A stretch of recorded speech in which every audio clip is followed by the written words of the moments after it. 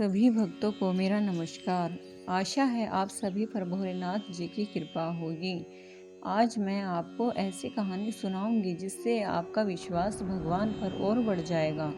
लेकिन कहानी शुरू करने से पहले मैं कहना चाहती हूँ कि अगर आपने हमारे चैनल को सब्सक्राइब नहीं किया है तो उसे सब्सक्राइब करें और कमेंट बॉक्स में जय भोलेनाथ लिखकर मेरा हौसला बढ़ाएं, जिससे मैं आपके लिए और भी अच्छी अच्छी कहानियाँ ला सकूं।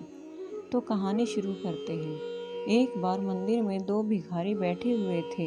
पहला भिखारी हमेशा भगवान से प्रार्थना करता था और भगवान से ही अपनी इच्छा जाहिर करता था, और दूसरा भिखारी भगवान से ना मांगकर हमेशा लोगों से अपनी आस लगाकर रखता था।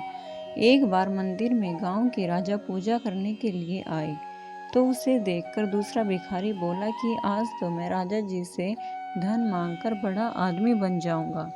तो वहीं पहला भिखारी भगवान से प्रार्थना कर रहा था कि मुझे धनवान बना दो। उसे देखकर दूसरा भिखारी बोला, अरे मूर्ख, तुम राजा से न मांगकर भगवान से मांग रहे हो। अरे राजा तो सामने आकर हमें खुद धन देकर जाएंगे, उससे मांगो। उनकी ये बातें राजा ने सुन ली, तो राजा ने सोचा कि ये मेरी इतनी प्रशंसा कर रहा है, क्यों ना इसे मैं धन दे दूं। तो राजा ने अपने आदमियों से कहा कि इस भिखारी को एक मटके में आधे सोने के सिक्के और आधे में खीर भरकर दे दो। तो उन्होंने उसे वो मटका दे दिया। भिखारी ने सोचा, चलो धन न सही, खाने को इतनी खीर तो मिली, और वो खीर खाने लगा। खीर खाकर उसका पेट भर गया, लेकिन मटके में खीर अब भी बची हुई थी। तो उसने सोचा दूसरे भिखारी को ही दे दूं।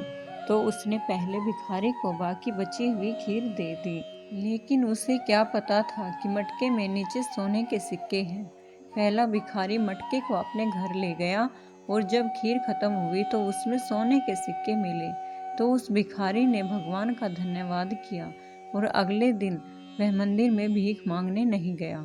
जब राजा अगले दिन मंदिर में आया तो उसने देखा कि जिस भिखारी को उसने सोने के सिक्के का मटका दिया था, वह फिर भी भीख मांग रहा था। तो उसने उस भिखारी से पूछा कि तुम्हारे साथ जो दूसरा भिखारी था वो कहाँ है। तो उस भिखारी ने कहा, महाराज, मैंने उसे कल बाकी बची हुई खीर दी थी और उसे लेकर वो घर चला गया, और आज वो आया भी नहीं। तो राजा समझ गया कि भगवान से मांगने वालों की ही इच्छा पूरी होती है। मैं चाहकर भी इस भिखारी को अमीर नहीं बना पाया। इसलिए कहते हैं कि हमेशा भगवान से ही मांगो, इंसान से नहीं।